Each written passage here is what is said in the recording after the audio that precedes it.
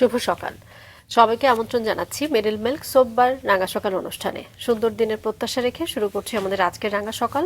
2 ঘন্টা জুড়েই আয়োজন রয়েছে, আর পুরো রাঙা সকাল পরিবারের সঙ্গে আছি কাজী রওশনারা সাকি, আছি আমি আনিসুল ইসলাম। আমার পক্ষ থেকেও সাকি যেমনটি বলছিল, সুন্দর সকালের শুভেচ্ছা। এবং একটি সকাল, একটি দিন, একটি জীবন সুন্দর হয়ে ওঠে একটা সুন্দর পরিকল্পনার মধ্য দিয়ে। কি বলো সাকি? একদমই তাই। শুভ সকাল আনিস। শুভ সকাল তোমাকেও। ভালো আছো? পরিকল্পনা ছাড়া তো আসলে কোনো কিছুই বাস্তবসম্মতভাবে রূপ দেওয়া সম্ভব এবং নয়। ছোটবেলায় আমরা আসলে সবাই এম ইন লাইফ পড়েছি, মনে আছে? জীবনের লক্ষ্য, যে পরিকল্পনাহীন জীবন হচ্ছে একটা দাঁড়বিহীন নৌকার মতো। এবং আজকে আমরা ভীষণ আনন্দিত, একজন চমৎকার মানুষ আছেন অতিথি হিসেবে, যিনি নগরকে কিভাবে সুন্দর করে সাজানো যায়, কিভাবে বাসযোগ্য করা যায় তা নিয়ে চিন্তা করেন। চলো জানি যে আসলে সেই মানুষটাকে চিন্তা আবিষ্কার ভাবনাটাকে করি। কতটুকু বাস্তবে রূপ দেওয়া সম্ভব তার কাছ থেকেই জানি। চলো। প্রিয় দর্শক, আমাদের আজকের রাঙা সকালের অতিথি পরিকল্পনাবিদ ডক্টর মোহাম্মদ আরিফুল ইসলাম। শুভ সকাল স্যার। শুভ সকাল। কেমন আছেন? জি আলহামদুলিল্লাহ ভালো। আপনি তো নগর নিয়ে চিন্তা করেন, ভাবেন যে কিভাবে আরো বাসযোগ্য করা যায়। জীবনের পরিকল্পনায় আপনি কত দূরে গিয়ে একটু ছোট্ট করে শুনুন। জীবনের পরিকল্পনায় আসলে প্রথম জীবনের পরিকল্পনাটা আমার ছিল যেন আমি এমন কিছু করতে পারি যার মাধ্যমে আমি সমাজের সেবা করতে পারবো। বাহ। তো শুধু সেই দিক থেকে যদি চিন্তা করি তাহলে আমি বলবো যে আমি সেই জায়গাটাই আছি। কারণ আমরা যেহেতু নগর পরিকল্পনা করি, যদি একটা ভালো শহর তৈরি হয় বাংলাদেশে কখনো আমাদের দিক নির্দেশনা অনুযায়ী, যদি আমরা একটা আইডিয়াল সিটি তৈরি করতে পারি, একটা এক্সাম্পলও ক্রিয়েট করতে পারি, তো আমরা যতটুকু দেখে যেতে পারবো তার চেয়ে ভবিষ্যৎ প্রজন্ম উন্নত বিশ্বের সাথে তাল মিলিয়ে নিজেরা গর্ব করতে পারবে যে আমাদের শহরগুলাও দেখতে আসবে মানুষ একসময়। তো সেই জায়গাগুলা থেকে সেই স্বপ্ন নিয়েই আসলে এই প্রফেশনে আসা। তো সেই দিক থেকে আমি আশাবাদী আর কি। তো একদিন হয়তো সেই দিন আমাদের আসবে। নিশ্চয়ই নিশ্চয়ই আপনার সঙ্গে আমরাও আশাবাদী, যেহেতু আপনারা আমাদের এই নগর নিয়ে কাজ করছেন। স্মার্ট নগরী বা পরিকল্পনা যুক্ত একটা নগরী, সেটা আমরা সবাই প্রত্যাশা করি। কিন্তু একটু জানতে চাই যে আসলে এটাকে, এই পরিকল্পনাগুলোকে বাস্তবে রূপ দেওয়া কতটা সম্ভব আসলে এই সময়ে, এই সিচুয়েশনে? এটা খুবই সম্ভব, কারণ সমগ্র বিশ্বই কিন্তু এগিয়ে যাচ্ছে তার নিজস্ব পরিকল্পনা, প্রত্যেকটি দেশই এগিয়ে যাচ্ছে।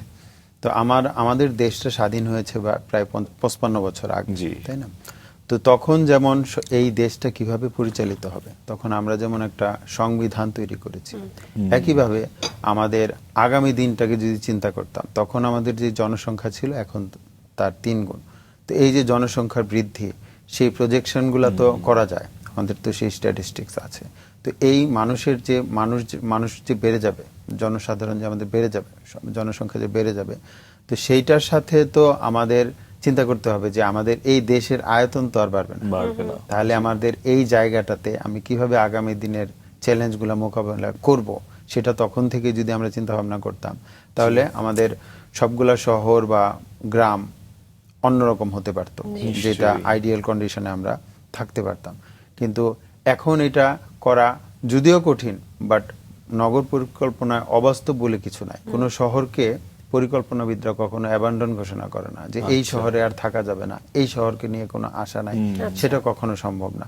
সবসময় ঢেলে সাজানো যায়, অথবা এটাকে পার্শিয়ালি বিভিন্ন আঙ্গিকে পরিবর্তন করা যায়, যেটা আমাদের কষ্টগুলাকে, আমাদের সমস্যাগুলাকে সমাধান করবে। অবশ্যই আপনি যদি একটা খালি জায়গার পরিকল্পনা করেন, এটা যত সহজে করতে পারবেন।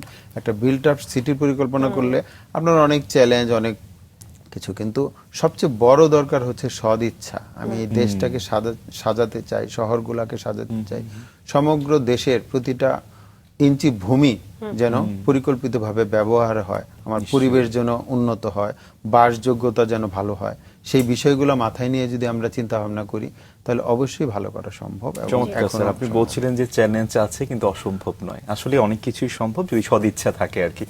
স্যার, ধাপে ধাপে অবশ্যই আপনার জীবনের গল্পগুলো শুনবো। একেবারেই আমার শুরুতে শৈশব সম্পর্কে জানি, একটা মানুষের ছোটবেলা ভীষণভাবে মনে পড়ার মতো একটা জায়গা।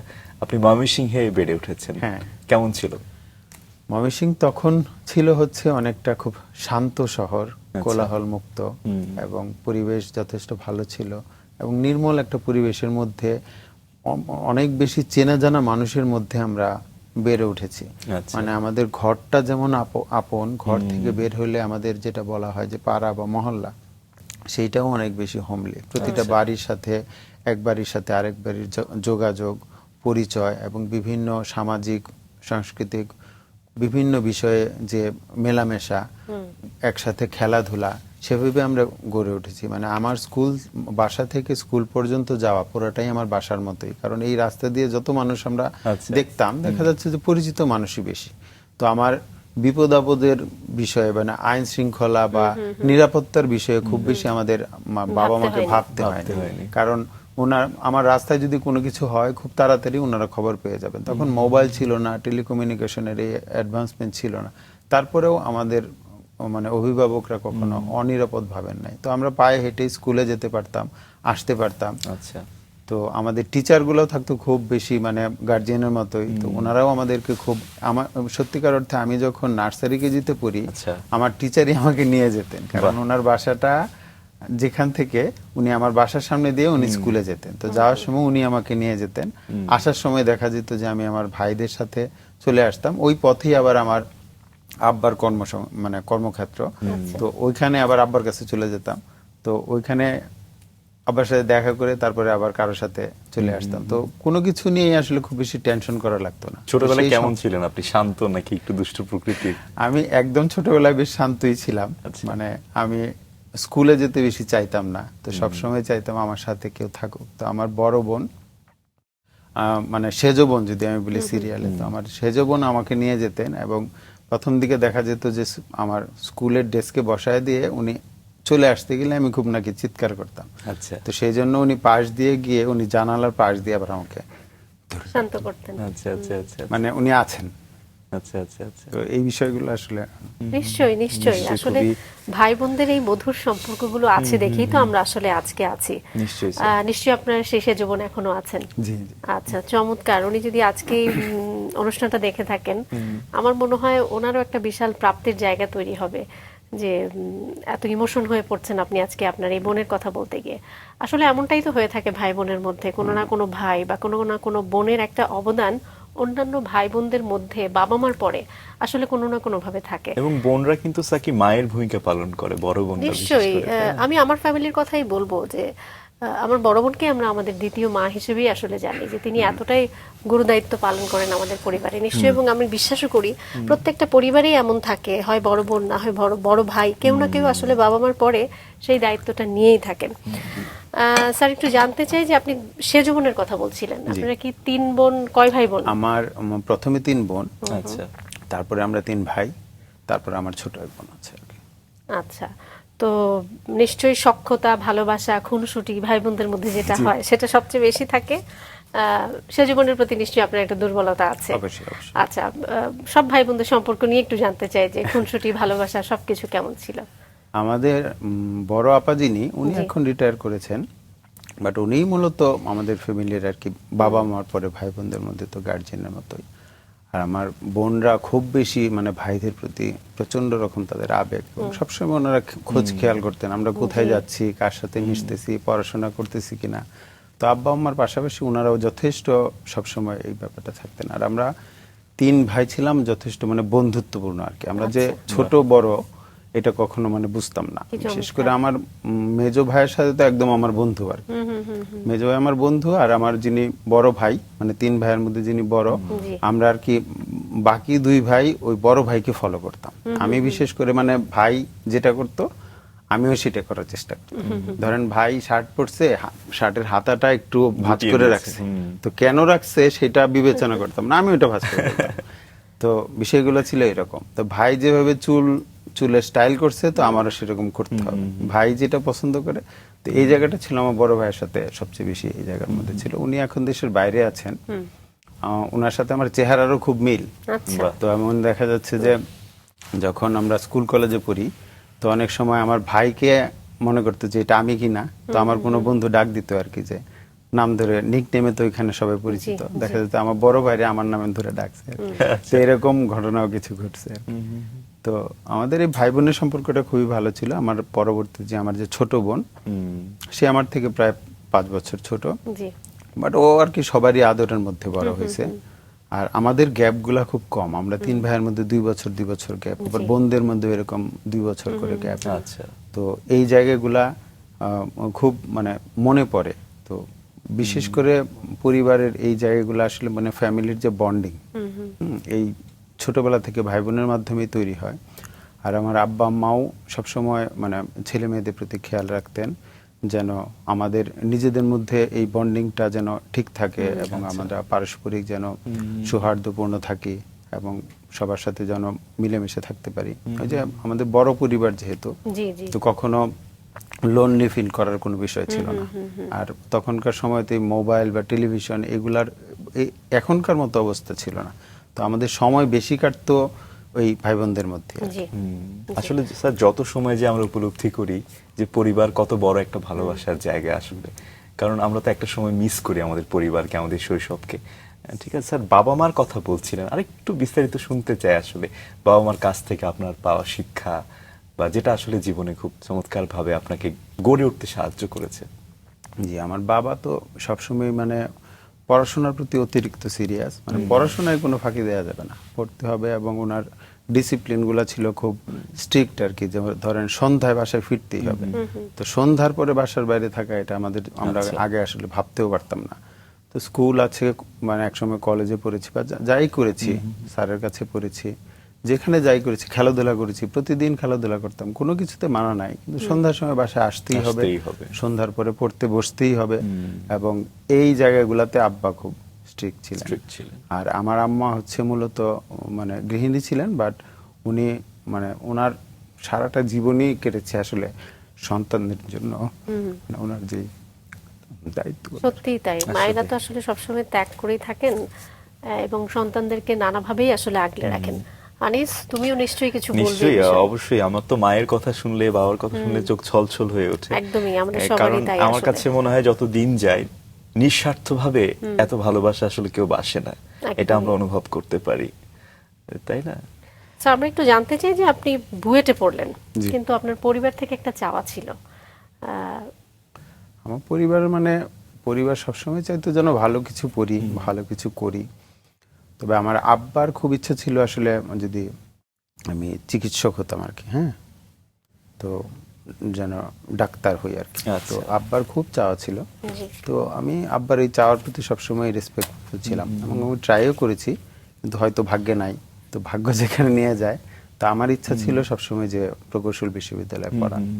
তো এই জায়গায় দেখা গেছে যে হ্যাঁ, এটা মানে অনেক পরিশ্রমের ছিল, কারণ ঢাকার বাইরে আসলে প্রপার গাইডলাইন পাওয়া, তারপরে হচ্ছে যে পড়াশোনাটা কিভাবে করবে, মানে সবাই তো পড়ে, কিন্তু কোন লাইনে পড়লে, কিভাবে পড়লে, কোন দিকে যাওয়া যাবে, সেই জায়গাটা ডিসিশন মেকিং বা একটু দিক নির্দেশনা, এই জায়গাগুলোতে আসলে ঢাকার বাইরের মানুষ একটু কমই পায়। নিশ্চয়ই স্যার, সেই আমরা সেই গল্পগুলোই স্যার শুনবো, আপনার সম্পর্কে একটু দর্শকদের জানিয়ে দিতে চাই। জি, ধন্যবাদ। দর্শক, ডক্টর মোহাম্মদ আরিফুল ইসলাম তথ্য ভিত্তিক ও সিস্টেম নির্ভর পরিকল্পনার মাধ্যমে নগর উন্নয়ন, ভূমি ব্যবহার অপটিমাইজেশন এবং অন্তর্ভুক্তিমূলক প্রবৃদ্ধি নিশ্চিত করতে কাজ করে যাচ্ছেন। বর্তমানে তিনি Bangladesh institute of planners BIP এর সভাপতি হিসেবে দায়িত্ব পালন করছেন। পাশাপাশি তিনি শেলটেক কনসালটেন্টস প্রাইভেট লিমিটেডের নির্বাহী পরিচালক হিসেবে বৃহৎ আকারের নগর পরিকল্পনা ও ভূমি ব্যবহার প্রকল্প পরিচালনা করছেন। এর আগে একই প্রতিষ্ঠানে প্রধান নির্বাহী কর্মকর্তা, প্রধান পরিচালন কর্মকর্তা এবং অপারেশন প্রধান হিসেবে সফলভাবে দায়িত্ব পালন করেছেন। কর্মজীবনের শুরুতে তিনি real estate and housing association of Bangladesh রিহ্যাবের নির্বাহী পরিকল্পনাবিদ হিসেবে কাজ করে আবাসন খাতে গবেষণা ও সমন্বয়ের অভিজ্ঞতা অর্জন করেন।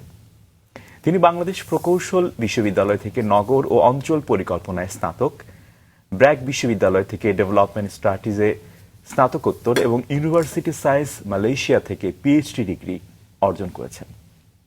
স্যার, আমরা যে প্রসঙ্গে ছিলাম যে পরিবারের কথা আসলে শুনছিলাম, ভীষণ আবেগপ্রবণ আসলে একটা জায়গা, একটা স্বপ্ন ছিল, কিন্তু আপনি আসলে সে স্বপ্নটাকে আসলে ক্যারি করেছেন হয়তো অন্যভাবে। সে গল্পটা একটু শুনি, যে জীবনের পরিকল্পনা। জীবনের পরিকল্পনা তো আমি তো শুরুতেই বলেছি, আসলে জীবনের পরিকল্পনা ছিল যে ভালো কিছু করা, শুধু নিজের জন্য না, সেটার জন্য মানুষেরও কাজে লাগে। এই জায়গা থেকেই মানে আমি স্পেসিফিক যদি বলি যে কি করতে চান, তো আমি কোনো একটা সিঙ্গেল প্রফেশন নিয়ে আমি কোনো সময় ভাবি নাই। আচ্ছা, বাট আমার চিন্তাগুলো আসছে মূলত ওই যে আমি আরেকটা কথা বলেছি, আমার বড় ভাই যেটা পছন্দ করেন সেটা অনেক সময় আমার পছন্দের মধ্যে চলে আসে। তো আমার বড় ভাইয়ের দেখতাম যে তার এই বাংলাদেশ প্রকৌশল বিশ্ববিদ্যালয়ে পড়ার একটা প্রচন্ড ইচ্ছা ছিল। আচ্ছা আচ্ছা, তো বাট ওনার এইচএসসির সময় উনি একটু অসুস্থ হয়ে যান, ওনার জন্ডিস হয়েছিল। তারপরে ওনার এইচএসসির যে রেজাল্টটা হয় সেটা হচ্ছে, আপনারা তো জানেন যে প্রকৌশল বিদ্যালয়ে পড়তে হলে ফিজিক্স কেমিস্ট্রি ম্যাথে একটা মিনিমাম লেভেলের একটা নাম্বার না হলে অ্যাডমিশন পরীক্ষা দেওয়া যায় না। তো ভাইয়ার দেখলাম যে প্রচন্ড মন খারাপ। তো ওনার মোটামুটি ভালোই করেছেন, বাট একটুর জন্য আর কি ওনার টার্গেটের জায়গায় উনি একটু মিস করছেন। মিস হয়েছে। তো উনি খুব ব্রিলিয়ান্ট স্টুডেন্ট ছিলেন। তো স্কুলে একটু চঞ্চল প্রকৃতির থাকলেও ওনার রেজাল্ট সবসময় খুব ভালো থাকতো এবং উনি মানুষ নিয়ে সাথে খুব মিশতেন। তো ওনার যে ইচ্ছাটা যখন একটু পুরোপুরি সফল হয় নাই, তখন থেকে আমার ইচ্ছা যে না, আমি এখানে পড়বো। তার মানে আমার কি করতে হবে, আমার এইচএসসিতে ফিজিক্স কেমিস্ট্রি ম্যাথে খুব ভালো রেজাল্ট থাকতে হবে। কত থাকতে হবে জানি না, কিন্তু খুব ভালো করতে হবে। তো সেই জায়গা থেকে আমার আসলে নিজের ইচ্ছা জন্মায়। তো আমি কখনো কারো কাছে বলতাম না, কারণ আমি যেটা বলেছি, ঢাকার বাইরে আসলে খুব বড় কিছু করার জন্য যেই পরিবেশ, সেটা তুলনামূলকভাবে ঢাকার চেয়ে কম থাকে। তো আমি যে একটা বড় বিষয় নিয়ে ইচ্ছা প্রকাশ করব, জি জি, আমি আদৌ সেটার জন্য কতটুকু ক্যাপাবল বা আমি সেই পরিবেশ পাবো কিনা, আদৌ সফল হবো কিনা, এইসব কারণে আমি সবার কাছে ঠিক মতো ওপেনলি বলতাম না যে আমার জীবনে কোথায় পড়ার ইচ্ছা, কি করার ইচ্ছা। তো আমার আব্বার খুব ইচ্ছা ছিল যেন আমাদের মামা খালাদের মধ্যে অনেক ডাক্তার, যেমন আম্মার ভাই বোনের মধ্যে প্রায় 3 ভাই ডাক্তার, 1 বোন ডাক্তার, আবার মামাদের মানে মামি ডাক্তার, আমার খালু ডাক্তার, ওইভাবে মিলে আমাদের মানে আগের জেনারেশনের প্রায় 6 জন ডাক্তার, তাদের সন্তানদের মধ্যে অনেক ডাক্তার। তো আব্বার ওই ডাক্তারি পেশার প্রতি একটা প্রচন্ড রকম আগ্রহ যে আমার ছেলে মেয়েদের মধ্যেও ডাক্তার থাকবে। তো উনি চাইতেন যেন আমি ডাক্তারি পড়ি। তো সেই জন্য আব্বার ইচ্ছাকে আমরা কোনো সময় আব্বার দিক নির্দেশনা অমান্য না করারই চেষ্টা করতাম। তো না বুঝে যেটুক হইতো তো হইতোই, কিন্তু ইচ্ছাকৃতভাবে চেষ্টা করতাম উনার ইচ্ছাটা যেন সফল হয়। জি জি, সেই অর্থে আমি চেষ্টা করি যে চিকিৎসক হওয়ার। সাকি যেমনটি বলছিল, ভাইয়ের স্বপ্ন মানে আপনার স্বপ্ন এবং বাবার স্বপ্ন, এই দুই স্বপ্নের দ্বন্দ্বে আসলে আপনি এগিয়ে যাচ্ছিলেন। শুনি পরিকল্পনা আসলে কেমন এগুচ্ছিল? পরবর্তীতে আমি যেটা করলাম যে আমি আব্বার ইচ্ছাটাকেই প্রাধান্য দিলাম এবং আমি আমার সর্বোচ্চ চেষ্টা করলাম। তারপরে আমার মনের মধ্যে একটা থাকতো আর কি যে আমারও তো কিছু ইচ্ছা ছিল, বাট আমি কোনো সময় মানে যেটা বললাম যে আমি জ্ঞাত সারে কখনো বাবা মার অবাধ্য হওয়ার চেষ্টা করতাম না। ভুল ত্রুটি থাকতে পারে, বাট স্বজ্ঞানে চেষ্টা করতাম ওনাদেরকে হ্যাপি রাখার বা ওনাদের মতের সাথেই করার। তো আনফরচুনেটলি আমার আবার অ্যাডমিশনের চান্সটা হয়নি। আচ্ছা, তো দেখলাম যে আম্মা না ঠিক, আব্বা প্রচন্ড কষ্ট পেলেন। তো আমিও কিছুটা ভেঙে পড়লাম, কিন্তু তখন থেকে আমি চিন্তা করলাম যে না, আমার যেটা লক্ষ্য সেটা নিয়ে আমি তো আসলে সব অ্যাডমিশনে যথেষ্ট পরিশ্রম তখন ছিল, এখনো হয়তো আছে। তো খুবই কম্পিটিটিভ, প্রচন্ড ধরেন পাবলিক পরীক্ষাগুলা এসএসসি এইচএসসি থেকেও এই অ্যাডমিশনগুলো আমাদের জন্য প্রচন্ড রকম চ্যালেঞ্জিং ছিল। তো ভালো আসলে করতো, কিন্তু পার্সেন্টেজে চিন্তা করলে খুব কমই করতো, কারণ আমাদের অপরচুনিটিগুলাই কম, লিমিটেড সিট সব জায়গায়, সবারই স্বপ্নগুলো অনেকটা সিমিলার। তো হার্ড কম্পিটিশনের মধ্যে দিয়ে মানুষের যেতে হতো। তো তখন আমি পরবর্তী সময়ে আমি চিন্তা করি, তখনকার সময়ে মানে সেকেন্ড টাইম পরীক্ষা দেওয়ার সুযোগ ছিল। তা আমাদের দেশে বা আমাদের যেটা ছিল যে আমি যদি মেডিকেলের দিকে খুব বেশি চেষ্টা করি, একই সাথে ইঞ্জিনিয়ারিং এর দিকে চেষ্টা করা অনেক বেশি টাফ ছিল, আমার পক্ষে ওইটা সম্ভব ছিল না। তো সেই জন্য দেখা গেছে যে আমি প্রথমবার মেডিকেলে ট্রাই করি। পরবর্তী সময় আমি চিন্তা করি যে আমি ইউনিভার্সিটিতে ভর্তি ছিলাম, কিন্তু আমি চিন্তা করি যে না, এখন আমি আমার পছন্দের জায়গাটা একবার চেষ্টা করি। তো সেইটার যখন আমি শুরু করি, তখন থেকে আমার কিছু বন্ধু তো অলরেডি ঢুকে যায়, তারা পড়াশোনা শুরু করে। আমার বড় ভাইয়ের বন্ধু আছেন, উনিও ইতিমধ্যে প্রকৌশল বিশ্ববিদ্যালয়ের, উনি আমাকে বলেন যে কিভাবে পড়াশোনা করলে মানে সফল হওয়া সম্ভব। তো উনি যেটা বলতেন যে বইগুলোর প্রতি বেশি মনোযোগ দিবা, গাইড বা কোচিং এগুলার চেয়েও বইটাকে খুব বেশি আত্মস্থ করবো, এবং নিজে নিজে যেখানে না বুঝো কোনো কিছু, যদি না বুঝার কিছু থাকে আমি ময়মনসিংহ আসলে আমার জিজ্ঞেস করবো। তো আমার বন্ধুরা বলছে যে না বুঝার কিছু হবে না, তুমি ট্রাই করো, তুমি দেখবা যে পারবা। আমার কয়েকটা বন্ধু হয় একই কথা বলছে যে শুধু বইয়ের দিকে প্রচন্ড রকম মনোযোগ দিবা আর বিগত বছরের প্রশ্নগুলাকে খুব বেশি নার্চার করবা যে প্রশ্নগুলা কেমন হয়। তো সেই থেকে আমি প্রচন্ড ইচ্ছা নিয়ে পড়াশোনা করি এবং এই অ্যাডমিশনের জন্য আমি যে পড়াশোনাটা করি, তো লাইফে যদি এসএসসি বা এইচএসসি তে করতাম তাহলে আসলে সবকিছু আরো অনেক সহজ হয়ে যেত।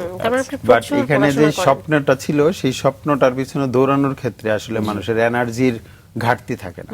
তারপরে আমি যখন ফর্ম ফিল আপ করতে আসি, আমি যখন ক্যাম্পাসটাকে দেখি, তখন আমার মধ্যে এই স্বপ্নটা আরো বেশি মাথা চাড়া দেয়। তখন আমি দিনের অনেকটা মানে সারা দিনের অর্ধেকের বেশি সময় আমি পড়াশোনার প্রতি ব্যয় করেছি। এর আগেও আমি কখনো করি নাই, আর পরেও কখনো করি নাই, কিন্তু অ্যাডমিশনের সময় আমি করেছি। কারণ এটা স্টুডেন্টের জন্য আমার মনে হয় এটা একটা চমৎকার একটা টিপস হয়ে থাকবে নিশ্চয়ই, যে মেইন বইয়ের প্রতি ফোকাস করা এবং বিগত বছরের কোশ্চেন গুলো দেখা, কোনো গাইড টাইড না দেখে। জি স্যার, আপনি সেভাবেই আগালেন। জি জি।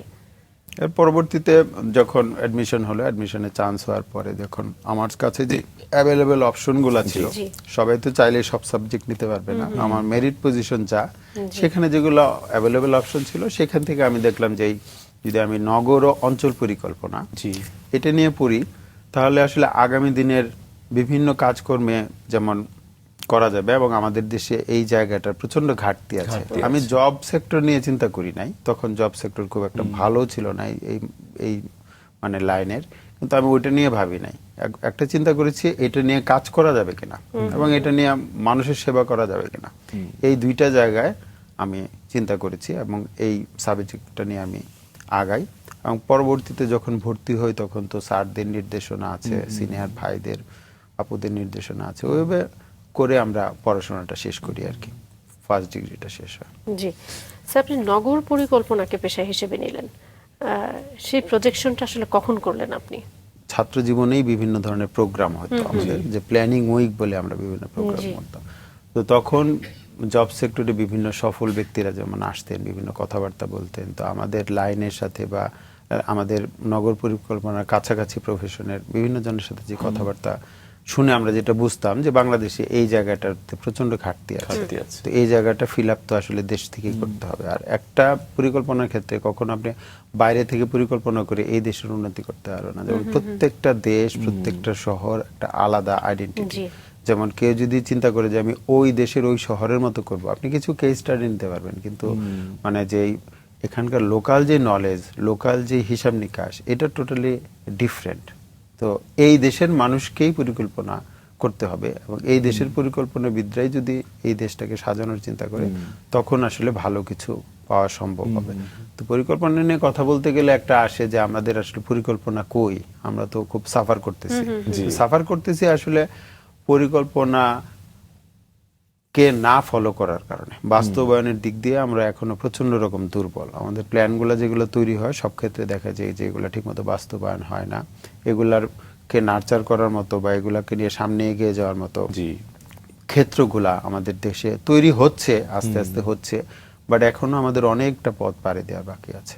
তো এই জায়গাগুলো সবটা যে আমি আগে প্রেডিক্ট করতে পেরেছিলাম তা না, তো যতটুকু পেরেছিলাম আমার কাছে মনে হয়েছে এখানে কাজ করলে তো ভালো কিছু করা সম্ভব, একটা কন্ট্রিবিউশন রাখা সম্ভব।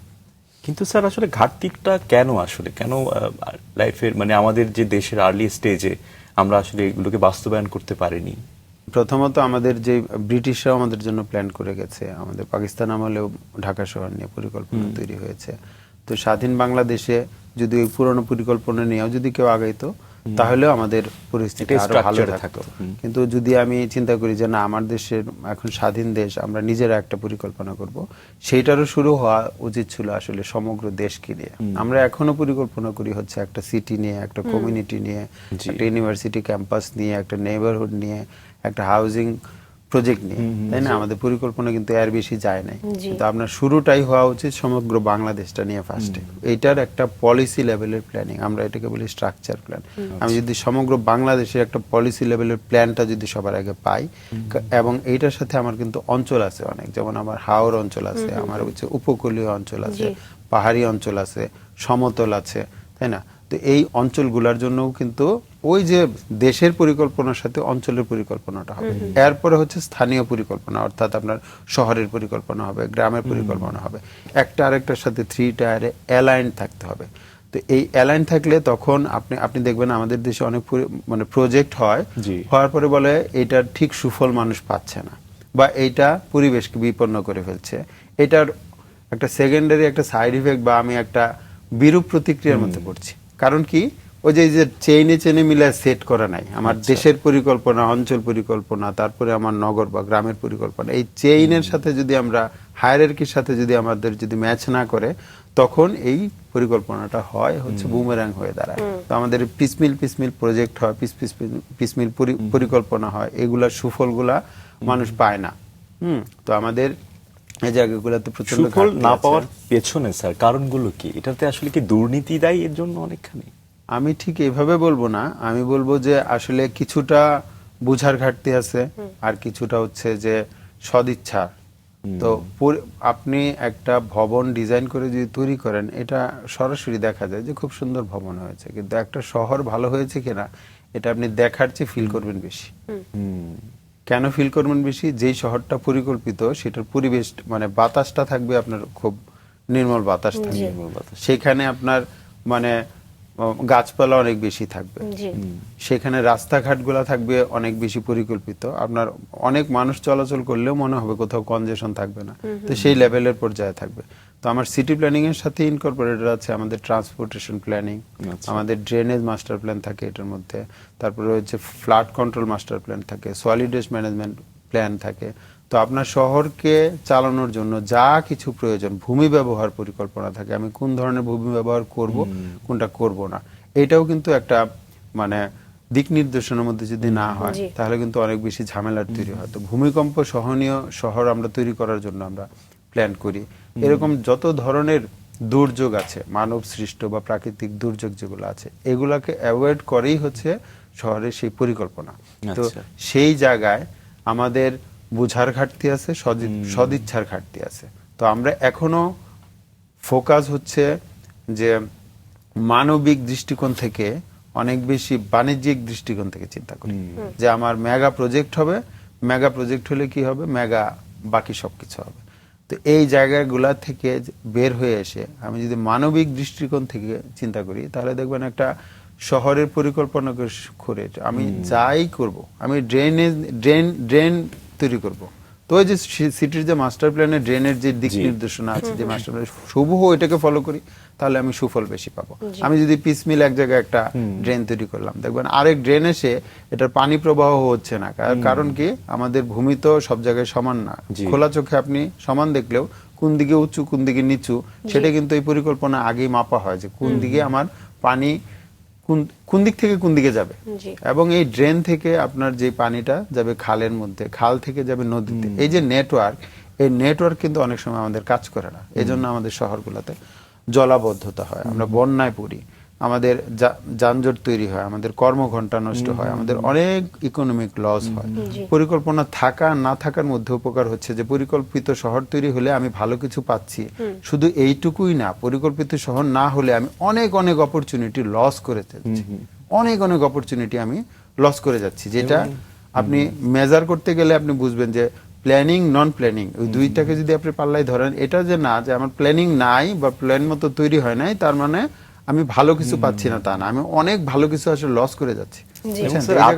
ক্ষতির হিসেব করলে তো সেটা তো হাজার কোটি টাকা নিশ্চয়ই ছাড়িয়ে যাবে, লক্ষ কোটি টাকা আসলে ছাড়িয়ে যাবে। আর বাংলাদেশের ক্ষেত্রে যদি আমরা একটু বিচার করি, যেহেতু আমরা বাংলাদেশে এবং ঢাকা শহরের মতো একটা ঘন বসতিপূর্ণ জায়গায় থাকি, এবং প্রতি বছরই বিভিন্ন তালিকায় একেবারেই বসবাসের অযোগ্য হিসেবে ঢাকার নাম একেবারে প্রথম দিকে থাকে। তার মানে আপনার কথা আমরা ধরে নিচ্ছি যে আমরা আসলে ঢাকা শহরকে যেভাবে দেখছি, দিনকে দিন এত মানুষের চাপ সে সামলাতে পারছে না, একটা সঠিক পরিকল্পনা করে কি এখন মানে একটা পরিকল্পনা নিয়ে কি আসলে সেটা পরিবর্তন করা সম্ভব? অবশ্যই সম্ভব। আপনি কিছু পলিসি ডিসিশন নিয়ে খুব তাড়াতাড়ি সুফল পাওয়া শুরু করতে পারবেন।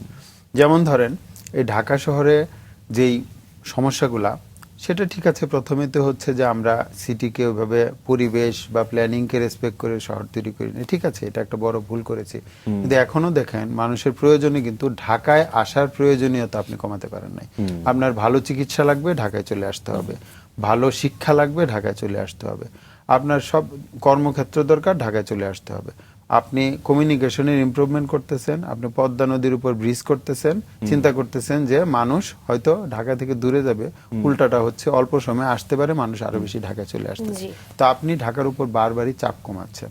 তাহলে আপনার এডুকেশন সিস্টেম থেকে শুরু করে, চিকিৎসা ব্যবস্থা থেকে শুরু করে, মানে অর্থনৈতিক ব্যবস্থা থেকে চিন্তা করে, আপনি প্রথমে শুরু করেন গ্রাম থেকে চিন্তা করেন যে আমার যে ফেসিলিটি, আপনি যদি শুধু শিক্ষা এবং চিকিৎসা দিতে পারেন, আপনার যাদের গ্রামে বড় হয়েছে, যাদের অরিজিন গ্রামে, সে গ্রামে চলে যেতে বাধ্য হবে, সে ঢাকাতে আসতে চাইবে না। যার ছোট শহরে বড় হয়েছে তারা সেখানে চলে যাবে, যারা মাঝারি শহরে বড় হয়েছে তারা সেখানে যাবে, কারণ তার বেসিক যে জায়গাগুলা আপনার শিক্ষা, চিকিৎসা, কর্মক্ষেত্র, এই জায়গায় যদি দিতে পারেন তাহলে অনেকেই বাধ্য হয়ে ঢাকায় থাকে, কিন্তু তারপরে তো ঢাকায় আসতে হয় তার বেঁচে থাকার জন্য, তার ভালো সুবিধা পাওয়ার জন্য, তো উন্নত জীবন ব্যবস্থার জন্য। আসলে আসার পরে আরো জীবন ব্যবস্থা আরো খারাপ হয়ে যায়, তারপরে মানুষ ঢাকা আসে। তাহলে এই যে জায়গাগুলা, এগুলো আমরা বলতেছি অনেক দিন থেকে, ডিসেন্ট্রালাইজেশনের কথা বলি, কিন্তু কার্যকরী ব্যবস্থা আমার কেন স্কুলের মধ্যে কেন হায়ারার্কি থাকে, যে অমুক স্কুল তমুক স্কুল, নামের উপর কেন স্কুল?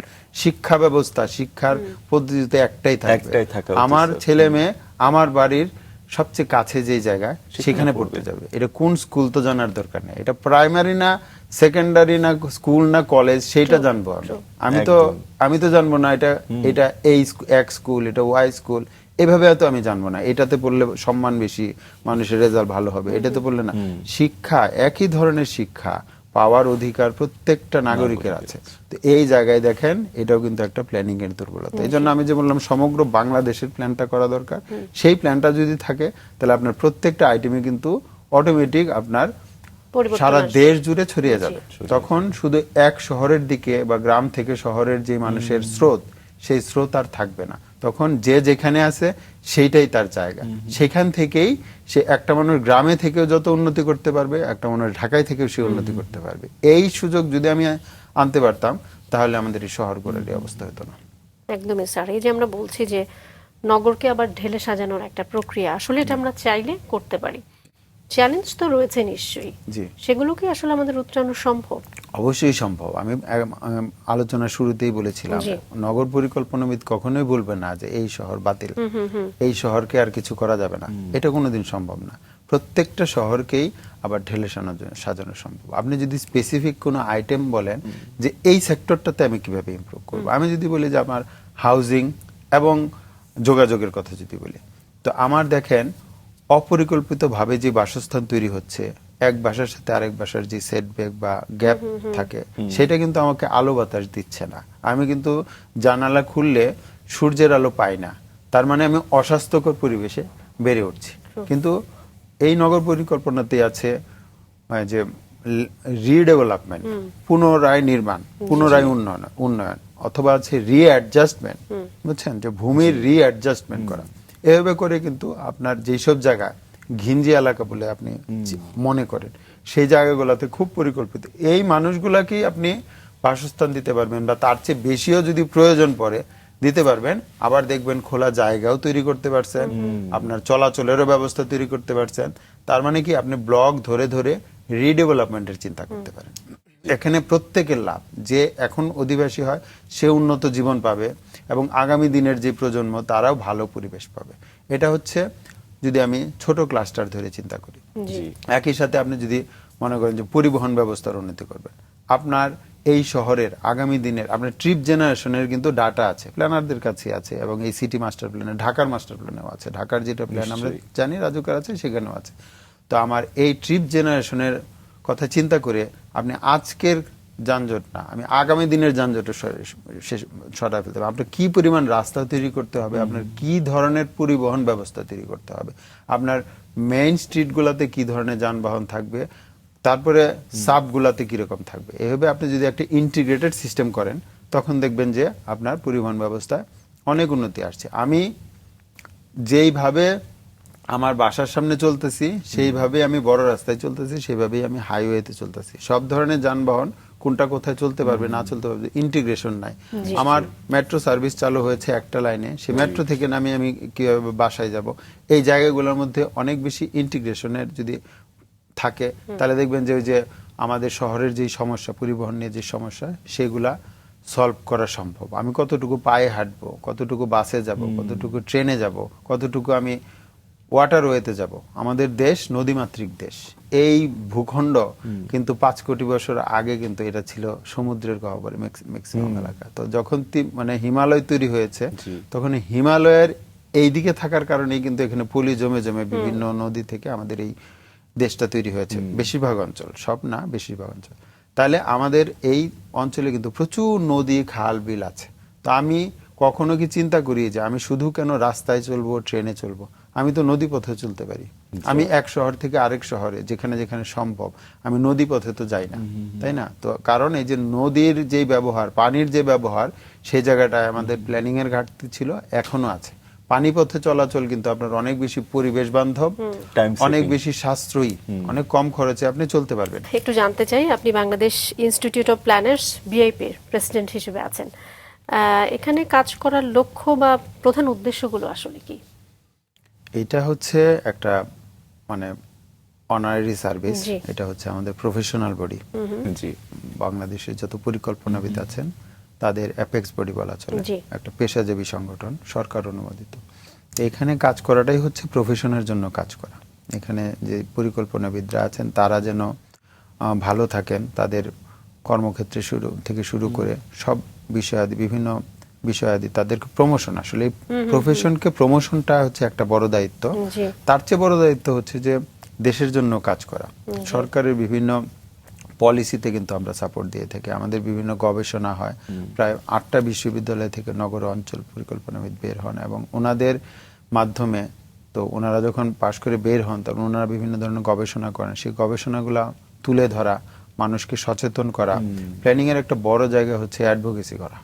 এই অ্যাডভোকেসি যদি না থাকে, তখন এই যে মানুষের মধ্যে এখন আজকের দিনে মানুষের পরিকল্পনার বিষয়ে যতটুকু সচেতনতা আছে, আপনি দেখবেন যে 50 বছর আগে সেটা ছিল না। তাহলে এটা কিভাবে এসেছে? এই যে বাংলাদেশ ইনস্টিটিউট অফ প্ল্যানার্স দীর্ঘদিন যাবৎ কাজ করে যাচ্ছে, তো সেইখান থেকেই এই প্ল্যানিং এর প্রতি মানুষকে আগ্রহ করে তোলা এবং প্ল্যানিং এর গুরুত্ব তুলে ধরা এবং সবাইকে বোঝানোর চেষ্টা করা। আমাদের অনেক দূর যেতে হবে সত্য, কিন্তু যতটুকু আমরা এগিয়েছি সেটাই বাংলাদেশ ইনস্টিটিউট অফ প্ল্যানার্স এর হাত ধরেই পরিকল্পনাবিদরা এগিয়েছে। আমরা এই প্রফেশনের বা এই জায়গা, এই প্ল্যাটফর্মে সবাই ঐক্যবদ্ধ।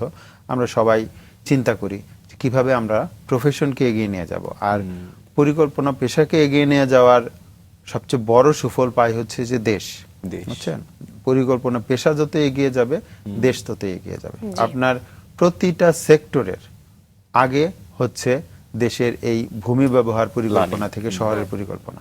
আপনার কোনো কিছুই আগাবে না বা কোনো কিছু সফল হবে না যদি আপনি পিসমিল বেসিসে এই পরিকল্পনাকে অগ্রাহ্য করে আগান, এবং তার এক্সাম্পল ইতিমধ্যে আমরা দেখেছি, আমাদের দেশে দেখছি। যদি একটু জানি যে সরকারি খাত, বেসরকারি খাত, দুটো খাতই তো আসলে কাজ করছে বা কাজ করতে পারে, সমন্বয়টা আসলে কতটা গুরুত্বপূর্ণ? সরকার তো আসলে সবসময় ফেসিলিটেট করবে, প্রাইভেট সেক্টরে যত প্রমোট করবে ততই আসলে দেশ এগিয়ে যাবে। তো সরকারের একার পক্ষে সব ধরনের কাজগুলা করা সম্ভব না। তো সেই ক্ষেত্রে সরকার হচ্ছে যে পলিসি তৈরি করবে, তো ফেভারেবল এনভায়রনমেন্ট তৈরি করবে, এবং পরিকল্পনা প্রণয়ন এবং বাস্তবায়নের জন্য সরকারি সংস্থাগুলো উদ্যোগ নেবে এবং প্রাইভেট সেক্টর সেখানে কাজ করবে। তো হচ্ছেও তাই, সেভাবেই হচ্ছে।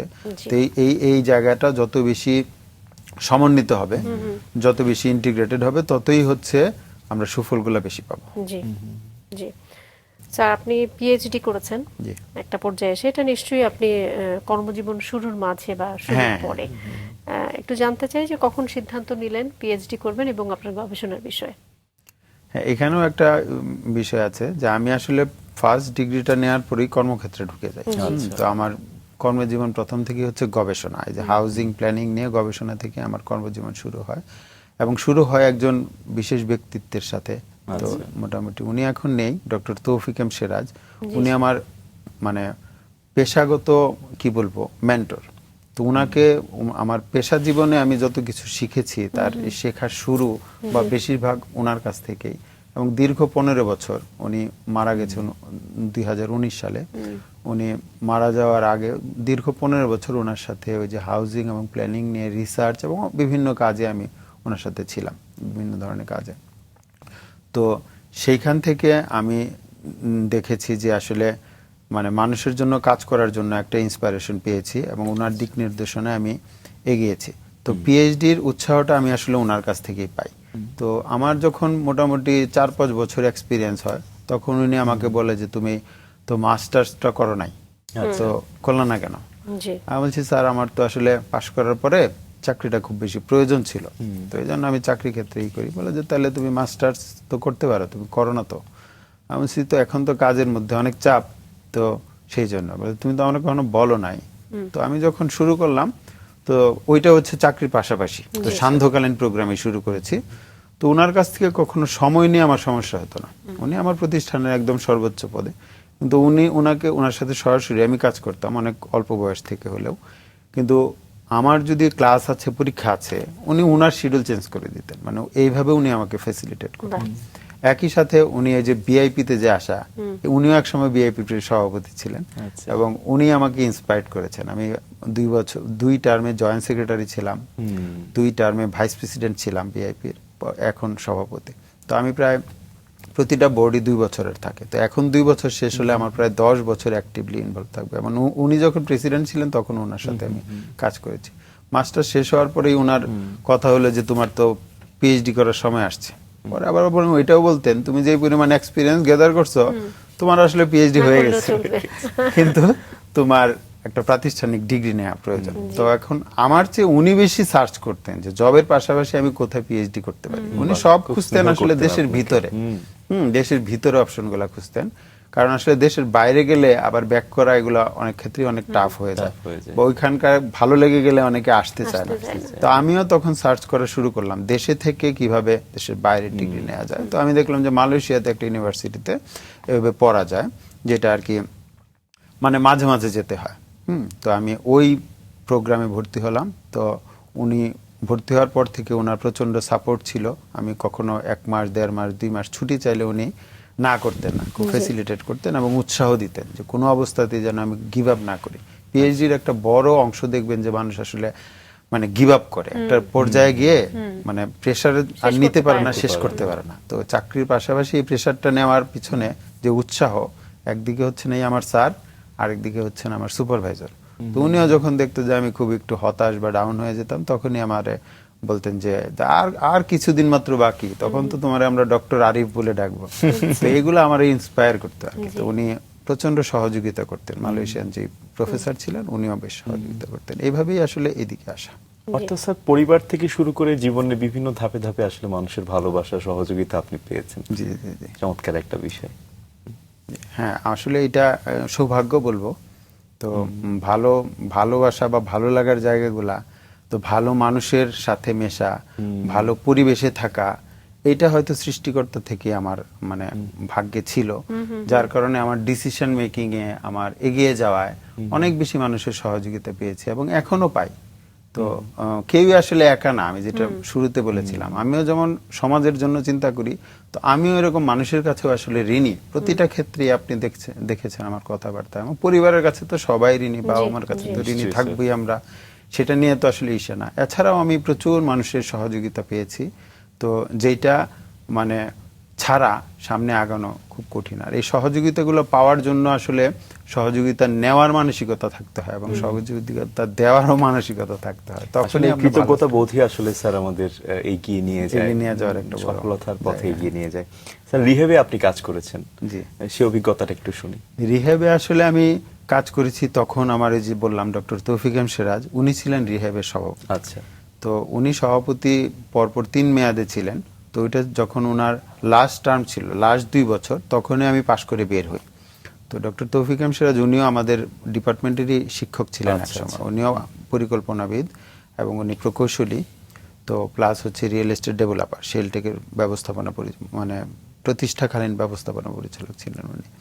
তো উনি, আমি শেলটেকেই আসলে ইন্টারভিউটা দেই, তখন উনি আমাকে বলেন যে আমার মানে রিসার্চ অ্যাসিস্ট্যান্ট দরকার, তো রিসার্চ গবেষণার জন্য তুমি শেলটেকে ইন্টারভিউ দেওয়ার পর তুমি রিহ্যাবে জয়েন করবে কিনা। তো যে আমার মূল উদ্দেশ্য ছিল ওনার সাথে কাজ করা, প্রতিষ্ঠান আমার বড় ছিল না, তো সেই কারণেই 2 বছর করি। তো ওনার যখন সভাপতিত্ব শেষ হয়, জি 3 টার্মে 3 মেয়াদি একজন হতে পারেন টানা, তো ওনার যখন শেষ হয় লাস্ট 2 বছর, তখন উনি আবার আমাকে সুযোগ দেন শেলটেকে শুরু করার। তখন থেকে আমি শেলটেকেই আছি, এবং আমি ধরি যে আমার কর্মজীবন পুরোটাই শেলটেক। তো এই 22 বছরের মধ্যে 2 বছর রিহেবে থাকলেও আমি বেশিরভাগ সময় শেলটেকেই এসে কাজ করতাম। তো স্যার যেখানে থাকতো, স্যার ওই অফিসে থাকলে আমি ওই অফিসে, স্যার এই অফিসে থাকলে আমি এই অফিসে। আচ্ছা, তো আমার কাছে মনে হয় যেন আমি এই পুরা জীবনটাই আমার শেলটেকের সাথেই গিয়েছে। তো রিয়েল এস্টেটেও ছিলাম 2019 সাল পর্যন্ত, স্যার যতদিন বেঁচে ছিলেন। তারপরে এই ওনাদের একটা কোম্পানি আছে যে কনসালটেন্সি, যেখানে আরবান প্ল্যানিং নিয়ে কাজ হয়, ডিজাইন, ফিজিবিলিটি স্টাডি নিয়ে কাজ হতো। তো সেই জায়গাটা দেখার কেউ ছিল না, যে এটা স্যারই দেখতেন। তো তখন কোম্পানি ম্যানেজমেন্ট চিন্তা করলেন যে যেহেতু তুমি স্যারের সাথে দীর্ঘদিন কাজ করেছো, এই জায়গাটা তুমি দায়িত্ব নিলে ভালো করতে পারবা বা সুফল পাওয়া যাবে। তো সেই হিসাবে ওনারা আমাদের প্রতি আস্থা রাখে এবং এই কোম্পানির দায়িত্বটা দেয়। তো ওই 19 সাল থেকে এখন পর্যন্ত এখানে আছি। তো জবের লয়্যালটিটাকে আমি খুব বেশি গুরুত্ব দিই, যে অন্য একটা অফার আসলো, আমার একটু স্যালারি ভালো হইলো, ডেজিগনেশন ভালো হইলো, আমি হুটহাট দৌড়াদৌড়িটা করতাম না। এবং অনেক ক্ষেত্রে ইন্টারভিউ আমি যদি মনে করি যে আমি আসলে ইন্টারভিউ দিয়েও তো আমি আসলে ওখানে যাব না, ইন্টারভিউ ফেস করতাম না। আবার মাঝে মাঝে নিজেরা অ্যাসেস করার জন্য টুকটাক ইন্টারভিউ দিতাম, কিন্তু আসলে সেটা পরিবর্তনের জন্য না, এটা দেখতাম আসলে যে আমার মার্কেট ডিমান্ড কেমন আছে। চমৎকার, এটাও স্যার এক ধরনের এক্সপেরিমেন্ট আর কি। জি স্যার, অর্থাৎ জীবনের বিভিন্ন ধাপে ধাপে আপনি কিন্তু স্যার সুচারুভাবে নিজের দায়িত্বগুলো পালন করেছেন এবং মানুষের সাপোর্টটাও পেয়েছেন, আসলে যেটা আসলে আমরা একটু আগেও আসলে বলছিলাম। হ্যাঁ, তো এগিয়ে যাওয়ার ক্ষেত্রে আসলে এটা খুবই গুরুত্বপূর্ণ ভূমিকা পালন করে, কি বলো সাকি, তাই না? নিশ্চয়ই। এবং স্যার শুধু নগর পরিকল্পনাই করে গিয়েছেন সেটি বলবো না, আপনি লেখালেখিও করেছেন, লেখালেখি করছেন স্যার। একটু জানি যে এটাও তো নিশ্চয়ই আপনার পেশাগত জীবনে বিভিন্নভাবে সহযোগিতা করেছে, একটু লেখালেখি নিয়ে জানতে চাই। হ্যাঁ, লেখালেখিটা তো আসলে হচ্ছে কি, যে কোনো প্রফেশনেই আপনি যদি রিসার্চ না করেন তাহলে আসলে নিজেকে আপগ্রেড করতে পারবেন না। যেমন এখন কিন্তু আমি আর ডিগ্রি নেওয়ার প্রয়োজনও যেমন নাই, আবার এটা সম্ভবও না, এই একটার পর একটা সারা জীবন থেকে ডিগ্রি নিবে না। কিন্তু আপনি একটা স্পেসিফিক টপিকের উপর যদি স্পেশালাইজ নলেজ নিতে চান, তখন যদি এটার উপর একটা ভালো পেপার আপনি তৈরি করেন, আপনি একটা পেপার তৈরি করবেন কিন্তু আপনি পড়বেন কিন্তু 100 পেপার। আপনি বুঝতে পারতেছেন, রিলিভেন্ট ফিল্ডের যত মানুষ যত ধরনের কাজ করেছে সেটা সব কিছু নিয়ে কিন্তু আপনি ঘাটাঘাটি করবেন। তখন এই যে একটা সিঙ্গেল টপিকের উপর এত বেশি ফোকাস দিয়ে যখন আপনি নিজের একটা গবেষণাপত্র তৈরি করবেন, তখন এই জায়গাটাতে আপনার নলেজ বেসটা অনেক শক্তিশালী হবে। তো পেশা জীবনে এই আপগ্রেডেশন গুলা না থাকলে সামনে আগানো সম্ভব না। এবং আমার যে অভিজ্ঞতা বা জ্ঞান, সেটাকে যদি আমি লিখে না যাই, তো পরবর্তী প্রজন্ম কিন্তু আবার নতুন করে শুরু করবে। কিন্তু ওনারা যদি এইটাকে কাজে লাগিয়ে, তাহলে কিন্তু তার পরের স্টেজে শুরু করতে পারবে। মানে আমিও যেমন গবেষণা করলে অন্যের রিসার্চ পড়ে তারপরে তার ব্যাকগ্রাউন্ডটা, নলেজটা নিয়ে আমি শুরু করি। তো বাংলাদেশের ক্ষেত্রে আমার রিসার্চ গুলো হয় কি, সারা বিশ্বের বিভিন্ন জিনিস করে আমি বাংলাদেশের রেসপেক্টে এই বিষয়টাকে তুলে আনার চেষ্টা করি। তো আমাদের পরবর্তী প্রজন্ম কি করতে পারবে, এই রিসার্চটাকে তার একটা ফাউন্ডেশন ধরে সে তার চেয়ে এগিয়ে যাওয়ার জায়গাটা একটা তৈরি করতে পারবে। তো প্রত্যেকটা মানুষেরই আমি মনে করি যে তার নিজের প্রফেশনের উপর বা বিভিন্ন ইস্যুর উপর গবেষণা করা উচিত, নিজেকে আপগ্রেড করা উচিত, সমাজের জন্য কন্ট্রিবিউট করা উচিত, এবং আগামী প্রজন্মের জন্য কিছু মানে উপকার ভোগীর জন্য কিছু একটা রেখে যাওয়া উচিত। নিশ্চয়ই স্যার, আসলে একটা সমস্যার উত্তর পাওয়ার জন্য, একটা প্রশ্নের উত্তর পাওয়ার জন্য হাজারটা প্রশ্নের মুখোমুখি হতে হয়, রিসার্চ করতে হয়, সেটা আমরা জানি। স্যার, যারা নতুন নগর পরিকল্পনাবিদ রয়েছেন, তাদের আসলে কোন দিকটা ফোকাস করা উচিত যারা গবেষণা কাজে যুক্ত হতে চায়? পরিকল্পনাবিদদের প্রথমেই হইতে হয় যে তাদের গবেষণা লব্ধটাকে, এটাকে প্রমোশন করার প্রয়োজন পড়ে, মানে মানুষকে জানানো এই জায়গাটা। আর হচ্ছে অনেকটা টার্গেট ওরিয়েন্টেড রিসার্চ গুলাতে যাওয়া উচিত এবং দেখা উচিত যে এই মুহূর্তে আমার সমস্যা কি। তবে আমাদের ডিপার্টমেন্ট গুলা পড়ায়ও সেইভাবেই, ধরেন আপনার যে অ্যাসাইনমেন্ট গুলা দিবে, আরবান প্ল্যানিং ডিপার্টমেন্টটা এরকম, তাদের আসলে হাতে কলমে শিক্ষা হয়। মানে ওনারা কিন্তু স্টুডেন্ট লাইফ থেকেই একজন আরবান প্ল্যানার কিন্তু অনেক কিছু জানেন, মাল্টিডিসিপ্লিনারি। তো ওনাদের হচ্ছে শুধু বই পড়া, লেখা, পরীক্ষা দেওয়া না, তাদের সেশনাল গুলা থাকে কি একদম প্র্যাকটিক্যালি আপনি কাজ করে এনে আপনাকে একটা জায়গা দিয়ে বলবে যে আপনি এটা প্ল্যান করেন। তারপরে কম্পিটিশন হবে কে কত ভালো প্ল্যান করলো। বিষয়গুলো হচ্ছে এরকম, আপনারা কিন্তু হাতে কলমে শেখানো হচ্ছে। গবেষণার ক্ষেত্রেও যে এই মুহূর্তে আমার দেশ, যেমন এখন আমি জানি যে নগর পরিকল্পনা সবগুলা স্কুলে এই এনার্জি নিয়ে কাজ করানো হচ্ছে, যে এনার্জির যে অল্টারনেটিভ কিভাবে আমাদের শহরগুলো পরিকল্পিত হলে যে এনার্জি কম ব্যবহার করে আমি ভালো থাকতে পারবো, অথবা আমাদের নিজস্ব ক্যাপাসিটি ডেভেলপ করার জন্য আমাদের কিভাবে আগানো উচিত, এইসব নিয়ে গবেষণা শুরু করা হয়। তো এই জায়গাগুলো হয়তো মানুষকে জানানোর জায়গাগুলোতে হয়তো দুর্বলতা থাকতে পারে, কাজগুলা কিন্তু সবগুলা হচ্ছে আমার নিড বেজ তৈরি হয়। আদারওয়াইজ তো এই রিসার্চের গুলা গুরুত্ব গুলা তো আগামী প্রজন্মকেও সেই বিষয়গুলোতে বেশি গুরুত্ব দেওয়া উচিত, যেটা আগামী দিনের চ্যালেঞ্জ হয়ে দাঁড়াবে, বুঝছেন? তো সেই জায়গাগুলোতে মানে যদি তারা গুরুত্ব দেয় তাহলে এগিয়ে যাওয়া তাদের জন্য। নিশ্চয়ই স্যার, আপনার জন্ম শহর ময়মনসিংহে একটু আসি আমরা। স্যার, ময়মনসিংহে তো আপনি দেখেছেন, ওখানে আপনি বেড়ে উঠেছেন, বাট এখন ময়মনসিংহে গেলে যেটা বোঝা যায় সেটা বিভাগীয় শহর হয়েছে, অনেকটা সময় হয়ে গেল, কিন্তু ময়মনসিংহে দেখলে মনে হয় যে খুব একটা গোছানো নয়, বা অনেক কাজ করার বাকি আছে, বা সেখানে আসলে স্যার পরিকল্পনার ঘাটতি রয়েছে কি? হ্যাঁ, অবশ্যই পরিকল্পনার ঘাটতি রয়েছে এবং সেই অনুযায়ী কাজ করার একটা ঘাটতি রয়েছে। ময়মনসিংহ শহর দেখবেন যে বাংলাদেশের পুরনো শহরগুলো, 17টা শহর যে পুরনো স্থাপত্য এখনো আছে, পুরনো স্থাপত্যগুলো প্রচুর হেরিটেজ বিল্ডিং আছে।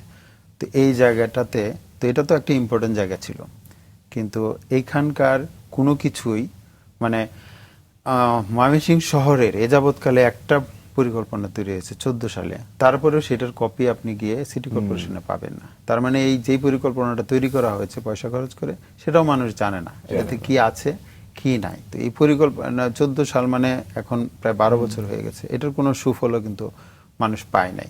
তাহলে এই শহরটা কিভাবে গড়ে উঠবে তা যদি কোনো পরিকল্পনা ভাবে কি না হয়, তাহলে যেটা হয় সেটাই হবে যে স্পন্টেনিয়াস বিভিন্ন ধরনের ডেভেলপমেন্ট হবে, আলটিমেটলি একটা প্রবলেম ক্রিয়েট করবে। কারণ একটা ব্যক্তির পক্ষে শহরের কনটেক্সটটা বোঝা সম্ভব। উনি বুঝবেন এটা আমার জমি, আমার এখানে বাড়ি বানাইতে হবে, আমার বিজনেস পার্সপেক্টিভ আছে, আমার থাকতে হবে, এইসব বিষয়গুলো উনি চিন্তা করবেন।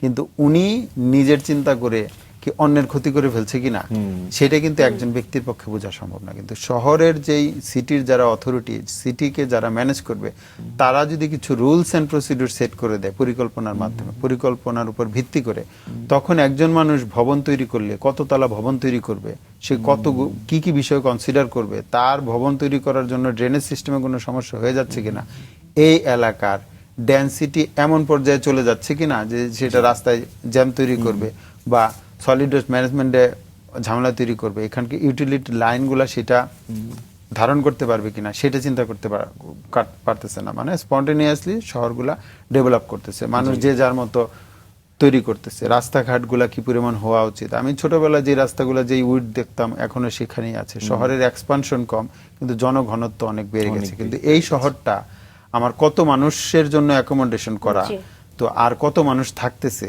আগামী দিনে আরো যদি জনসংখ্যা বেড়ে যায় তাহলে কোথায় থাকবে, এগুলা যদি পরিকল্পনার মধ্যে না থাকে তাহলে আমাদের শহর যেরকম হয় সেটা আমরা পাবো না। বাংলাদেশের শহরগুলোকে বাসযোগ্য করবার ক্ষেত্রে কিছু পদক্ষেপ আসলে আছে যেগুলো আমরা চাইলে বাস্তবায়ন করতে পারি। স্যার, নিশ্চয়ই আমরা সেই দিকেই এগোবো, আপনারা কাজ করছেন, আমরা প্রত্যাশায় থাকলাম। অনেক অনেক ধন্যবাদ জানাতে চাই স্যার, আজকে আপনি আমাদেরকে সময় দিয়েছেন, অনেক অনেক কৃতজ্ঞতা। ধন্যবাদ আপনাদেরকে। ধন্যবাদ স্যার।